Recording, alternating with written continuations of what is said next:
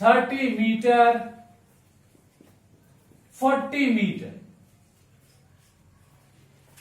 तो यहां मैं आपसे पूछूं कि अगर आपको मैक्सिमम रेंज चाहिए तो एंगल ऑफ प्रोजेक्शन क्या होना चाहिए? फॉर मैक्सिमम रेंज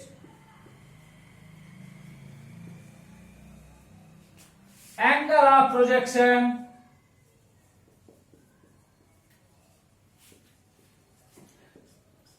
कितना होता है?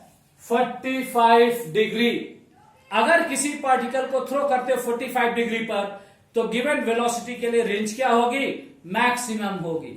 अब अगर आपने 20 मीटर पर सेकेंड की वेलोसिटी से थ्रो किया गया है तो R maximum is equal to U square sine 2 theta divided by G. तो साइन 2 थीटा की वैल्यू क्या होगी? 1, क्योंकि थीटा कितना है? 45 डिग्री।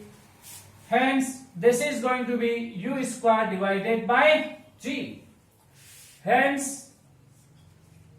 और आप सोच लो ये AIPMT 2011 का क्वेश्चन है। तो range is equal to 20 whole square divided by G की वैल्यू 10, तो 400 डिवाइडेड बाई 10 और which is 40 metre. Option D is the correct answer.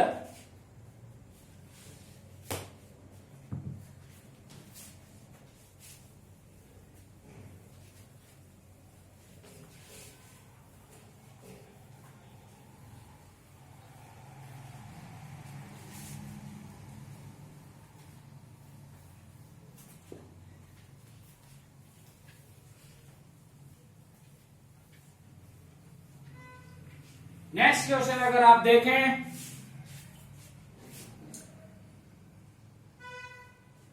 यह भी हॉरिजॉन्टल प्रोजेक्टाइल से a particle, a packet dropped from an aeroplane flying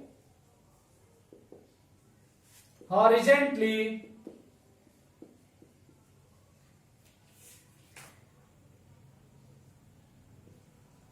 with velocity 200 meter per second at height 1960 meter, then range, find position on ground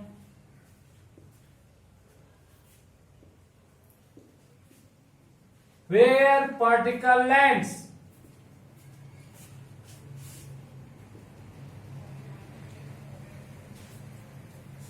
So this is horizontal projectile, simple question, यानी aeroplane fly कर रहा horizontally, तो से this is the aeroplane flying horizontally, height given is 1960 metre और ये horizontal velocity है 200 metre पर second. जब यहां पैकेट से को ड्रॉप किया गया तो पैकेट की वेलोसिटी हो गई वही होगी जो एरोप्लेन की वेलोसिटी है, क्योंकि पैकेट एरोप्लेन में था।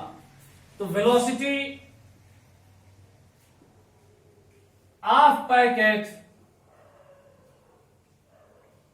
Is equal to velocity of aeroplane. Hence,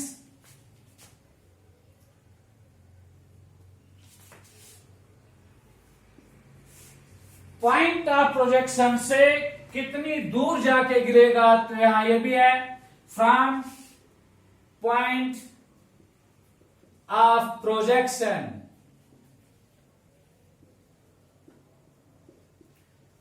और गिराया गया तो आप ड्रॉप भी कर सकते हो। तो ये डिस्टेंस x है। अब हॉरिजेंटल प्रोजेक्टाइल मोशन में distance x which is equal to velocity of projection, horizontal velocity of projection into time, जितना टाइम लगा नीचे गिरने में। तो ये वेलोसिटी कितनी है पैकेट की, 200 मीटर पर सेकेंड, और टाइम कितना लगेगा, अंडर रूट 2 इंटू हाइट कितनी है 1960 डिवाइडेड बाय जी की वैल्यू 9.8।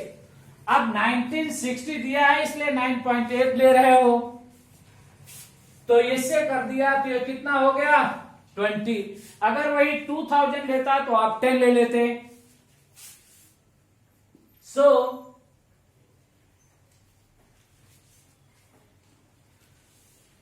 200 इंटू 400 का होल स्क्वायर, ये 200 हो जाएगा, that is 20 which is 4000 kilometre, which is equal to 4 kilometre.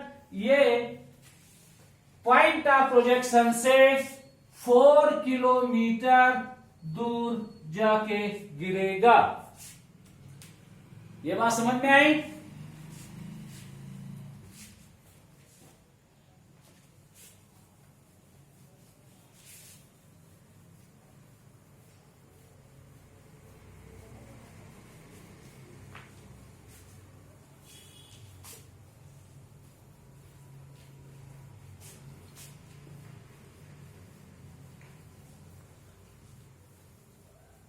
अब एआईपीएमटी में पूछा गया क्वेश्चन है,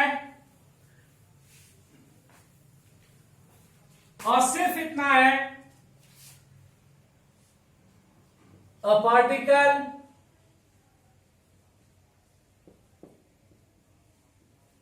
projected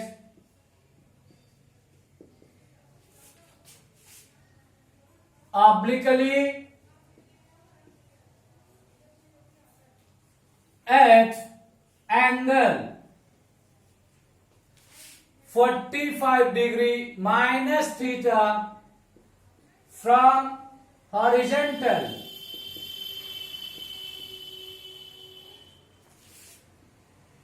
and same particle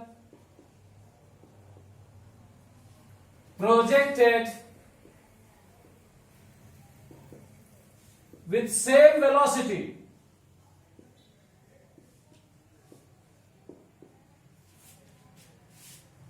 at angle 45 plus theta from horizontal, then ratio of their range is, अब ऑप्शन में दिए गए 1:2, 1:3, 3:4, 1:1। क्या करना चाहेंगे आप? पहले भी इस पे क्वेश्चन डिस्कस किया गया है और कॉन्सेप्ट भी बताया गया है। चाहे एंगल ऑफ प्रोजेक्शन थीटा और 90 माइनस थीटा हो, ये कंप्लीमेंट्री एंगल है, या angle of projection 45 minus theta और 45 डिग्री प्लस थीटा, तो दोनों एंगल कंप्लीमेंट्री होंगे। So for angle of projection, for angle of projection 45 minus theta and 45 plus theta with same velocity, same velocity, R1 is equal to R2, यानी ratio होगा 1:1, hence fourth option is correct actual exam में option आपका 1:1 किसी और form, but यहां मैंने 4 दिया है, तो 4th option is the correct one.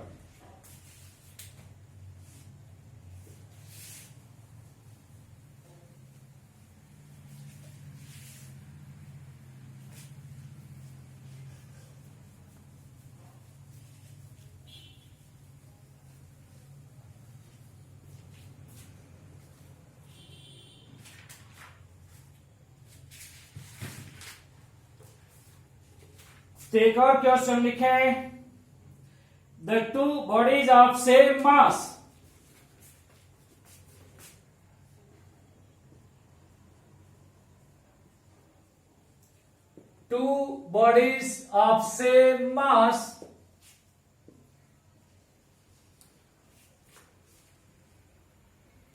projected with the same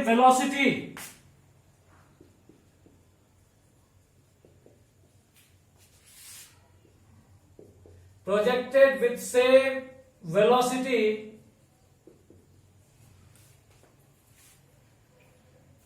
same velocity at an angle of 30 degree and 60 degree.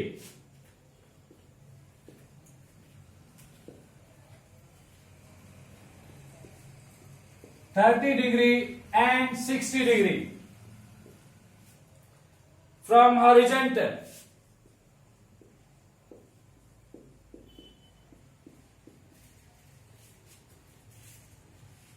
The ratio of horizontal range will be, then the ratio of horizontal range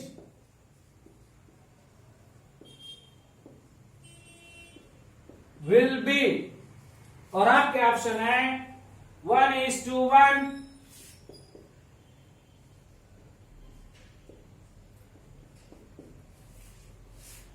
दूसरा option है 1:2, तीसरा option है 1:3,